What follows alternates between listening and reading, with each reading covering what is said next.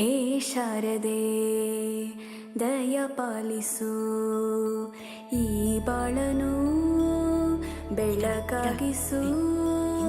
ಹೇ ಶಾರದೆ ದಯ ಪಾಲಿಸು, ಈ ಬಾಳನು ಬೆಳಕಾಗಿಸು. ನಾಳೆಗಳ ದಾರಿಯಲ್ಲಿ ನಂಬಿಕೆಯ ನೆಲೆಯಾಗಿರಿಸು, ಮುನ್ನಡೆಸು.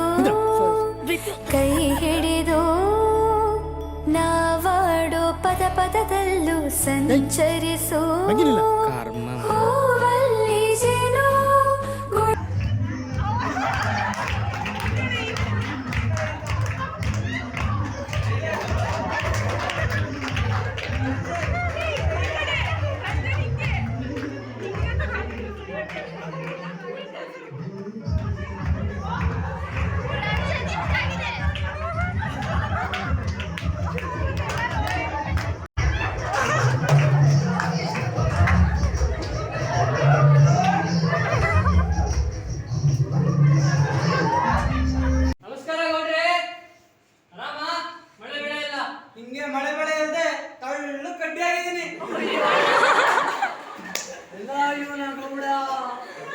ಒಳ್ಳೆ ಬೆಳೆ ಇಲ್ಲದೆ ದ್ವಾರ ಬಾಗಿಲು ಇಷ್ಟು ದೊಡ್ಡ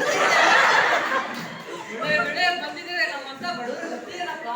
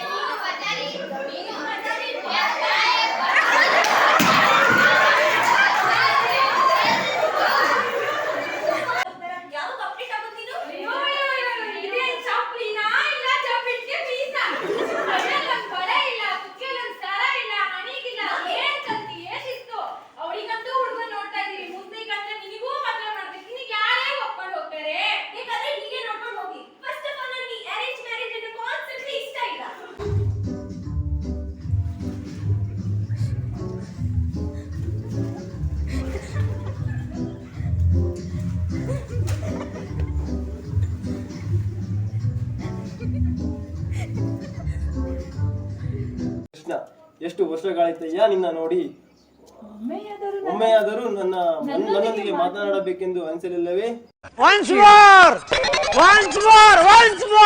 ಕೃಷ್ಣ, ಎಷ್ಟು ವರ್ಷಗಳಾಯ್ತಯ್ಯ ನಿನ್ನ ನೋಡಿ, ಒಮ್ಮೆಯಾದರೂ ನನ್ನೊಂದಿಗೆ ಮಾತನಾಡಬೇಕೆಂದು ಅನಿಸಲಿಲ್ಲವೇ? ಕ್ಲಾಪ್ಸ್ ಹೊಡ್ರಿ, ಸುಮ್ಮನೆ ಕೂತಿರಲ್ಲ.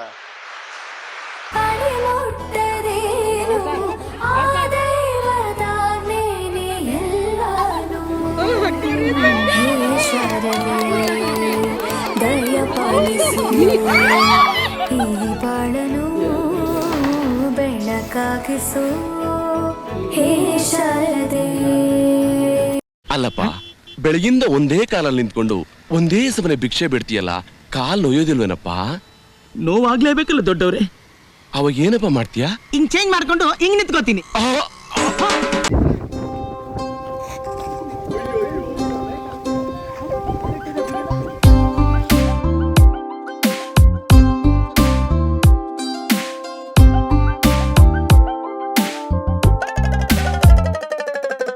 ನೂರಾರು ಬಣ್ಣಗಳು ಒಂದು ಗೂಡಲಿ, ಪುಣ್ಯ ಬೇಕು ಕಣ್ಣ ಗೂಡಲ್ಲಿ.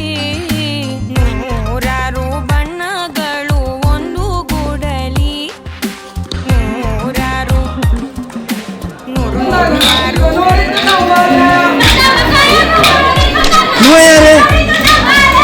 ಯಾರ್ಯಾರು ಬರ್ತಾರೋ ಮರೆ ಈ ಮನೆಗೆ?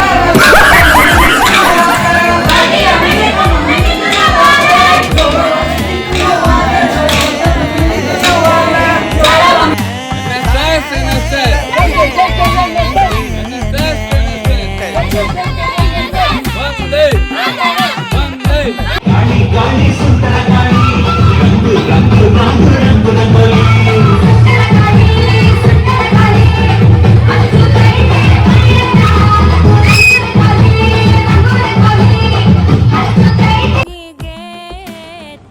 ಅರ್ಥ ಆಯ್ತು ಅನ್ಸುತ್ತೆ. ತಾರಕ್ಕ ಬಿಂದಿಗೆ ಪಾವು ಸೇರು ಚಟ್ಟಾಕು ಚಟ್ಟಾಕು ಪಾತ್ರದಂಗೆ ಪೋಷಾಕು ಪೋಷಾಕು ಲೋಕನೆ ಮಗುವಂತಾಗೋ ಸೊಗಸು ಇಲ್ಲುಂಟು ಎಲ್ಲಾನು ಒಂದೇ ಅನ್ನೋ ಮನಸ್ಸೇ ಹೂದಂಟು ಹೂದಂಟು ಹೂಗಳ ಗಂಟು ನೂರಾರು ಬಣ್ಣಗಳು ಒಂದು ಗೂಡಲಿ ನಾವೆಲ್ಲ ಹಾಡ್ಬೇಕಪ್ಪ ಒಂದೇ ಗೂಡಲಿ ಸಣ್ಣ ಸಣ್ಣ ಹಚ್ಚೆ ಕಣ್ಣ ಮುಚ್ಚೆ ಕಾಡೆ ಗೂಡಲಿ ನೋಡಲಿಕ್ಕೂ ಪುಣ್ಯ ಬೇಕು ಕಣ್ಣ ಗೂಡಲಿ ನೂರಾರು ಬಣ್ಣಗಳು ಒಂದು ಗೂಡಲಿ ನೂರಾರು ನೂರು ನೂರು ಆರು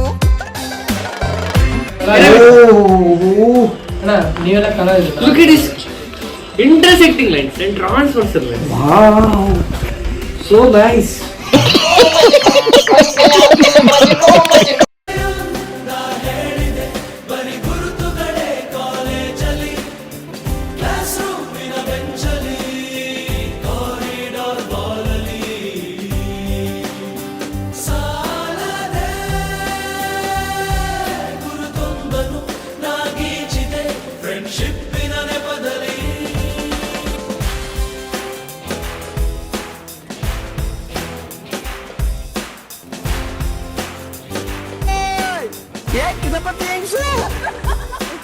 ಕಿತಾಪತಿ ಹೆಂಗಸ್ರೆ ಚೆನ್ನಾಗಿದ್ದೀರಾ?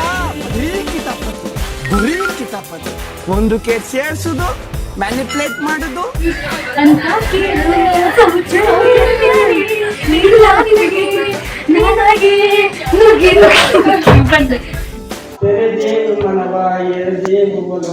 ಇಡಿನೆನಪ ನರ ನರವನ್ನೆಲ್ಲ ಹುರಿಗೊಳಿಸಿ ಹೊಸೆದು ಹಚ್ಚೇವು ಕನ್ನಡದ ದೀಪ.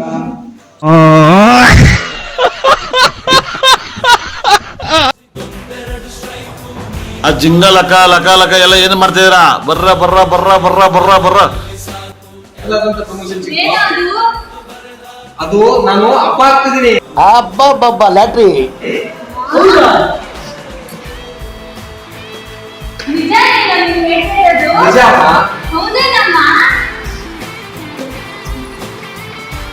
ಮೊದಲು ನೀನ್ ತಿನ್ನಮ್ಮ.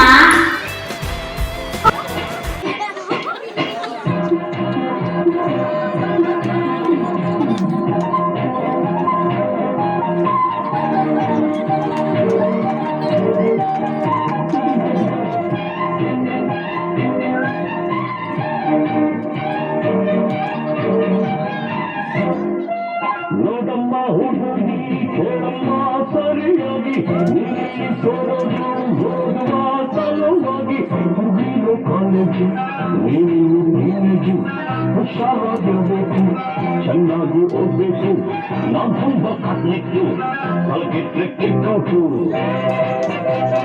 ನೆಲ ನೋಡ್ಕೊತ ಬರಬೇಕು ನೆಲ ನೋಡ್ಕೊತ ಹೋಗ್ಬೇಕು.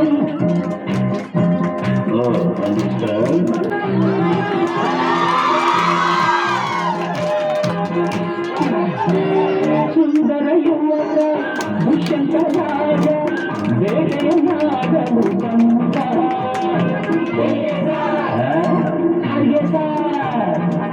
ಬೇಟೆಯ ಹೊರತು ಕಾಡಿನ ಸೊಗಸು ನೋಡಿನ ಸವಿಯು ಕಣ್ಣಿಂದ.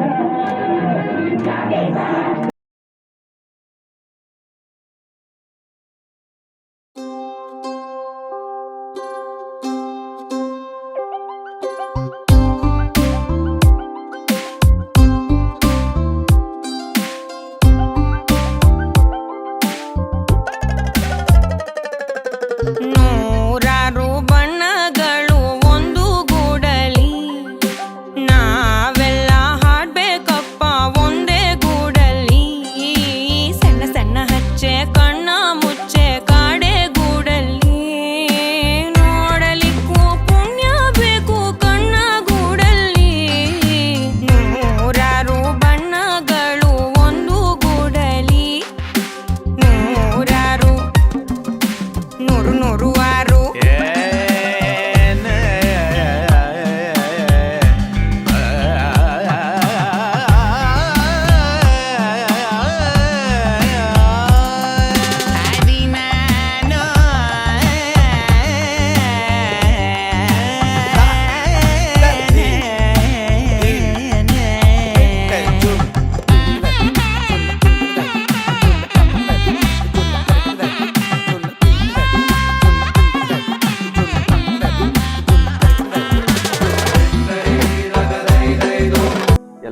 ನಮಸ್ಕಾರ. ಇತಿಹಾಸ ವಿದ್ಯಾರ್ಥಿಗಳು ಬಹಳ ಗ್ರ್ಯಾಂಡ್ ಆಗಿ ಇರುತ್ತಾನೆ ನಮ್ಮ ಸುತ್ತ ಅವತಾರ ನಾನಾ ರೂಪವು ಒಳ್ಳೆ ರೀತಿಯಲ್ಲಿ ನಮಗೆ ಗುರುವಿಲ್ಲದ ಜ್ಞಾನ ಆ ರೀತಿಯಲ್ಲಿ ನಮ್ಮ ಕೈಯ ಹಿಡಿಯುತ್ತ ಕರೆದೊಯ್ದ ಬೆಳಕು ತೋರಲು ಒಳ್ಳೆಯ ಜ್ಞಾನ ಇದೆ. ಆ ಜ್ಞಾನವನ್ನು ಶಕ್ತಿಯನ್ನಾಗಿ ಒಳ್ಳೆಯ ಎಲ್ಲರಿಗೂ ಒಳ್ಳೆಯದಾಗಲಿ. ಆಲ್ ದ ಬೆಸ್ಟ್ ಹೇಳಿ. ಎಲ್ರಿಗೂ ನಮಸ್ಕಾರ. ನನ್ನ ಎಲ್ಲ ಆತ್ಮೀಯ ದ್ವಿತೀಯ ಶಿಕ್ಷಣಾರ್ಥಿಗಳಿಗೆ ಈ ದಿನ ಬಹುತೇಕ ನಿಮ್ಮ ಶಿಕ್ಷಣ ಶಿಕ್ಷಕ ವೃತ್ತಿಯ ತರಬೇತಿಯ ಅಂತಿಮ ಘಟ್ಟಕ್ಕೆ ತಲುಪಿದ್ದೀರಿ. ಬಹುಶಃ ಆ ಎಲ್ಲ ಕಾರ್ಯಚಟುವಟಿಕೆಗಳಲ್ಲೂ ನಿಮ್ಮ ಎಲ್ಲರ ಸಕ್ರಿಯ ಪಾಲ್ಗೊಳ್ಳುವಿಕೆಯನ್ನು ನಿರೀಕ್ಷಿಸಿದ್ವಿ. ಅದಕ್ಕೆ ಪರಿಪೂರ್ಣ ನ್ಯಾಯವನ್ನು ಕೊಟ್ಟಿದ್ದೀರಾ. ಆದರೆ ನಿಮಗೆ ಎಲ್ಲೋ ಒಂದು ಕಡೆ ಕೆಲವೊಂದು ಇರುಸು ಮುರುಸುಗಳು ಆಗಿರಬಹುದು. ಯಾಕೆ ಅಂದರೆ ಗುರು ಇರೋದು ತಿದ್ದಲಿಕ್ಕೆ ಅಂತ ಹೇಳ್ತಾರೆ. ಹಾಗೆಯೇ ನಮ್ಮ ಎಲ್ಲ ಕಾರ್ಯಚಟುವಟಿಕೆಗಳಲ್ಲಿ ಬಹುತೇಕ ನಾವು ಪರಿಪೂರ್ಣತೆಯನ್ನು ಕಂಡುಕೊಳ್ಬೇಕಾದ್ರೆ ಮಾರ್ಗದರ್ಶನದ ಅವಶ್ಯಕತೆ ತುಂಬ ಇರುತ್ತೆ. ಹಾಗಾಗಿ ಆ ಎಲ್ಲ ಏರುಪೇರುಗಳನ್ನು ಮೀರಿ ನಿಮ್ಮ ಗುರಿಯನ್ನು ಯಶಸ್ವಿಯಾಗಿ ತಲುಪಲಿಕ್ಕೆ ಇನ್ನೇನು ಸಿದ್ಧರಾಗಿದ್ದೀರಿ. ಬೇರೆ ಎಕ್ಸಾಮ್ ಬರೆದ್ರೆ ಬಹುತೇಕ ನಿಮ್ಮ ಶಿಕ್ಷಕರಾಗಿ ಬೇಕಾದಂಥ ಪೂರ್ಣ ಅರ್ಹತೆಗಳು ಸಿಗುತ್ತೆ. ಹಾಗೆಯೇ ನಿಮ್ಮ ಜೂನಿಯರ್ಸ್ಗಳು ಏನು ನಿಮ್ಮ ಮತ್ತು ಅವರ ಜೊತೆಗಿನ ಒಡನಾಟಗಳ ಪ್ರತೀಕವಾಗಿ ಈ ದಿನ ಒಂದು ಗೌರವ ಸಮಾರಂಭ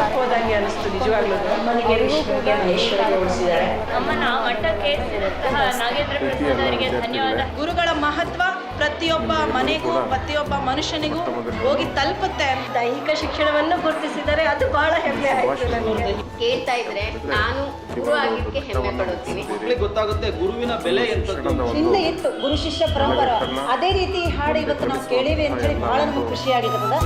ಬಾಳಲ್ಲಿ ಎಷ್ಟು ಮುಖ್ಯ ಎಂಬುದ ಬೆರಳಲ್ಲೇ ತೋರಿ ಕಲಿಸಿದ ಗುರುಗಳೇ ಈ ದೇಹ ಹೇಗೆ ದಂಡಿಸುವುದು ಎನ್ನುವ ಸಂದೇಹನಿಗೂ ಮೆಚ್ಚಿನ ಕಲಿಗಳೇ ಕನ್ನಡ ಕಂಡರೆ ಕಣ್ಣಿಗೆ ಮುತ್ತಿತು ಅಕ್ಷರ ಅಂದರೆ ಅನ್ನಕ್ಕಿಂತ ದೊಡ್ಡದೆಂದ ಗುರುವೇ ಪ್ರತಿ ಬಾರಿ ತಾಳ್ಮೆ ಪಾಠ ಕಲಿಸೋರೆ ಗುರುಗಳು ನಮ್ಮ ಗುರುಗಳು. ಮತ್ತೆ ಮುಗಿಸ್ಕೊಂಡು ಹೋದ ತಕ್ಷಣ ಈಗ ಯಾವುದೋ ಒಂದು ಇನ್ಸ್ಟಿಟ್ಯೂಷನ್ ಕರೀತಾರೆ ಅನ್ಕೊಳ್ಳಿ, ಅಥವಾ ಸ್ಕೂಲ್ಸ್ ಇರುತ್ತೆ, ಹೋಗಿ ಡಿಸೈಡ್ ಮಾಡಬೇಕು 1 ಅಥವಾ 2 ಇಯರ್ಸ್. ಜಗತ್ತಿನಲ್ಲಿ ನಿಸ್ವಾರ್ಥ ಸೇವೆ ಅನ್ನೋದು ಇದು ಒಂದೇ ವೃತ್ತಿಯಲ್ಲಿ. ಕನ್ನಡದ ಬಗ್ಗೆ ಬಹಳ ಚೆನ್ನಾಗಿ ನಮ್ಮ ಒಂದು ಸ್ಥಾನ ಮಟ್ಟ ಹೆಚ್ಚುತ್ತೆ ಅಂತ ನಾವೆಲ್ಲರೂ ನಿಮಗೆ ಚಿರಋಣಿಯಾಗಿದ್ದೀವಿ. ನನ್ನ ಹಿಂದಿನ ಗುರುವಿನ ಮೂಡ್ ಮೇ ಲಾಟ್ ಯಶಸ್ವಿ ಆಗಲ್ಲ ಪ್ರತಿಯೊಂದು ಎಲ್ಲರನ್ನು ಮಂತ್ರಮುಗ್ಧರನ್ನಾಗಿ ಮಾಡಿಸ್ತಾರೆ.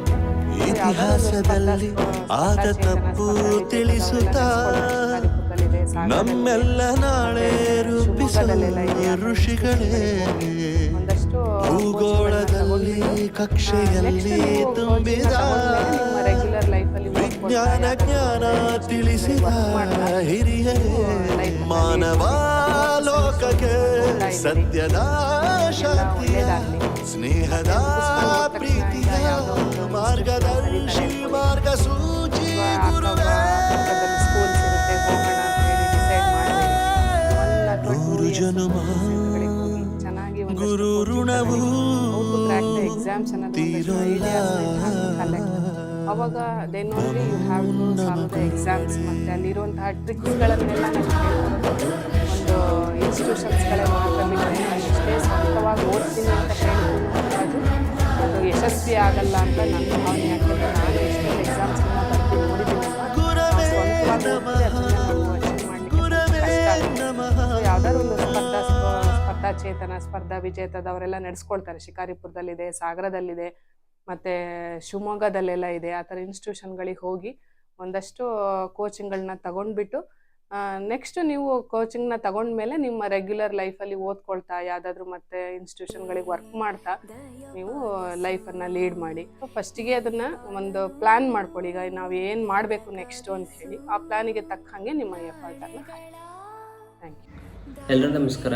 2 ವರ್ಷದ BEd SHV ಮುಗಿಸಿ ಕೆಲವೊಂದು ಒಳ್ಳೆ ಎಕ್ಸ್ಪೀರಿಯೆನ್ಸ್ ಪಡ್ಕೊಂಡು ಹೋಗ್ತಿದ್ದೀರಿ.